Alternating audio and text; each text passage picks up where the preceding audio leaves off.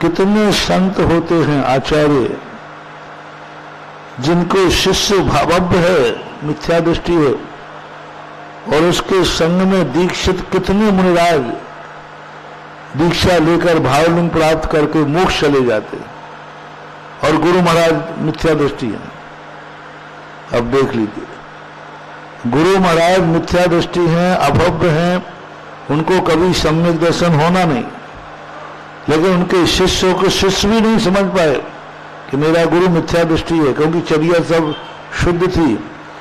उन मिथ्या दृष्टि अभव्य आचार्य के द्वारा दीक्षित, अपने गुरु मिथ्या दृष्टि थे, अभव्य थे, उनके चरणों में उनके द्वारा दीक्षा लेकर मुनि महाराज मोक्ष और केवल ज्ञान प्राप्त कर लेते हैं।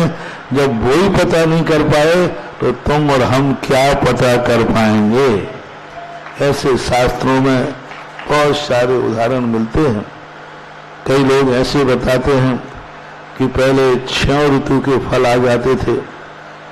एक स्थान पर एक चित्र बना था भावलिंगी और द्रव्यलिंगी का, तो वहां चित्र बना था कि शेर कुत्ते छोड़े गए तो भावलिंगी संत को देखकर शांत हो गए, और द्रव्यलिंगी को उन्होंने भक्षण कर लिया। एक पेड़ के नीचे पेड़ सूखा था, वो हरा हो गया तो बोले भावलिंगी है, और जो सूखा पेड़ था वो हरा नहीं हुआ तो द्रव्यलिंगी है। जब मैंने ये चित्र देखा और पढ़ा, मैंने कि भाई थोड़ा होश में आ जाओ। यदि शिकारी कुत्ते छोड़े गए, वे शांत हो गए, यदि यही भावलिंग का लक्षण है, तो फिर तो मुनिराजों को, सुकौशल को, शेरनी को शांत होना चाहिए कि नहीं। सुकौशल महाराज सुना नाम सबने, शेरनी ने खाया।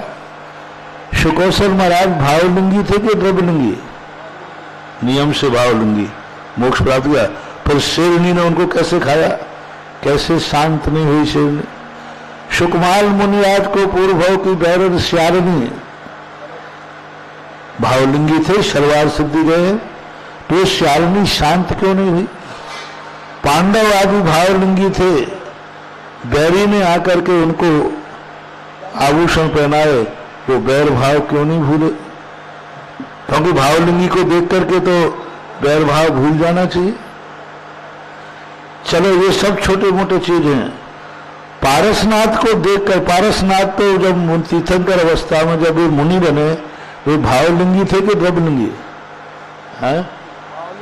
भावलिंगी ही थे तीर्थंकर। फिर कमठ उनको देखकर बैर क्यों नहीं भूला? भावलिंगी को देख करके तो बैर भूल जाना चाहिए था, बल्कि पारसनाथ को देख करके कमठ का बैर और जाग गया।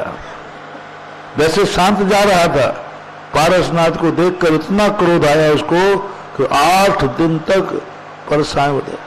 तो ये ऊट पटांग जो निर्णय ले लेते हैं शास्त्रों में, ये घटनाएं घटी हैं, लेकिन वो भावलिंग का प्रमाण पत्र नहीं, थर्मामीटर नहीं है। ये अतिशय कहलाते। कुछित कदाचित महाराजों के जीवन में शिकारी कुत्ते को छोड़े वे शांत हो गए, लेकिन कुछ भावलिंगी मुनिराजों को छोड़े उनको खा गए। सुकौशल आदि, गजकुमार को सिगड़ी रखी बैरी ने, उसका बैर शांत नहीं हुआ। तो इस प्रकार की ये जो है, और हरा पेड़ हो गया तो इसमें तो फिर भद्रवायु स्वामी पकड़े जाएंगे। 12 साल को यहां से जाने नहीं चाहिए था, क्योंकि जहां भावलिंगी मुनिराज रहेंगे वहां अकाल पड़ना ही, क्योंकि हमेशा हरा भरा बना रहेगा। पर भद्रवायु स्वामी तो परम भावलिंगी थे, वो क्यों यहां से दक्षिण भारत की तरफ गए?